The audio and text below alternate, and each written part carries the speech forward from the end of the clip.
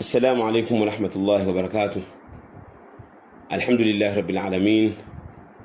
اللهم صل وسلم وبارك على سيدنا محمد وعلى آله الطيبين الطاهرين وصحابته أجمعين وبعد. Ndugu zangu wa Tanzania, leo nimekuja na jambo muhimu sana kwa ajili ya mustakbal wa nchi yetu.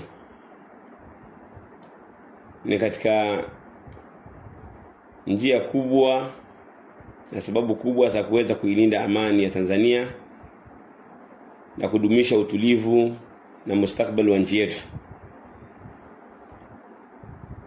Katika njia ambazo zitafanya amani ya Tanzania idumu, ikiwa kila mmoja atashikamana na jambo hili, ni kutahadhari na watu wa fitna, wanaharakati wa ndani na wanaharakati wa nje.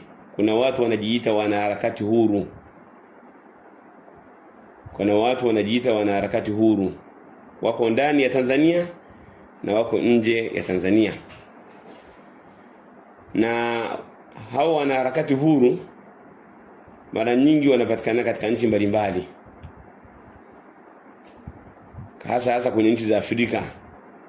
Utakuta kuna watu ambao wanajiita ni wanaharakati huru na wakidai kwamba wanatetea haki za wanyonge. Lakini ukiwafuatilia hao wanaharakati huru, utakuta wako dhidi ya utawala wa nchi zao.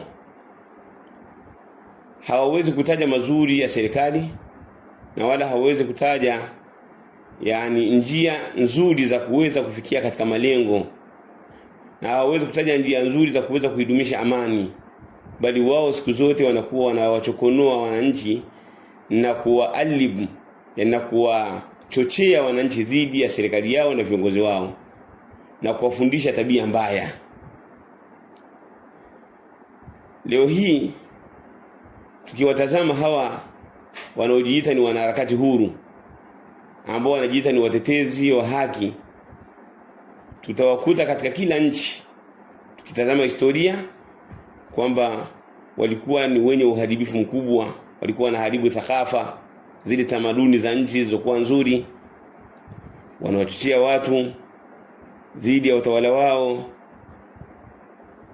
Mambo ambao wanayafanya, huwezi kukuta wale wanaharakati huru wanafanya jambo ambalo ndani yake lina maslahi na taifa. Wanaharakati huru hawa, katika baadhi ya nchi ambazo tushaona amani zimevunjika, kwamba utakuta na wao wana nafasi kubwa ya kuzivunja amani za maeneo haya. Kwa mfano mathalan, tuchukue mifano mingi au mifano michache ambayo inaonekana. Niwape mfano wa Libya, ndugu zangu. Huu mfano huwa napenda kuutoa. Libya, serikali ya Gaddafi, hakuna mwananchi yoyote isipokuwa alikuwa anapata pesa, ni mgao kutoka katika serikali yake. Serikali inamgawia mtu. Kuna watu wa maskini ambao hawawezi kufanya kazi, au wakipambana wanapata kidogo, walikuwa wanapewa. Mtu akitaka kuoa anapewa, mtu akisoma anapewa. Kwa hiyo kule hakuna kutoa, ni kupewa tu. Lakini walitokea wanaharakati ambao wamejiita wanaharakati huru na kuambia wa Libya kwamba kuna mambo inabidi miyapate. Wa Libya wakakubalia wanaharakati huru ambao walikuwa ndani, wengine walikuwa nje, wakawa wameibomoa nchi yao. Mpaka sasa hivi Libya imeharibika. Umoja wa Libya umeharibika. Wanapigana wao kwa wao.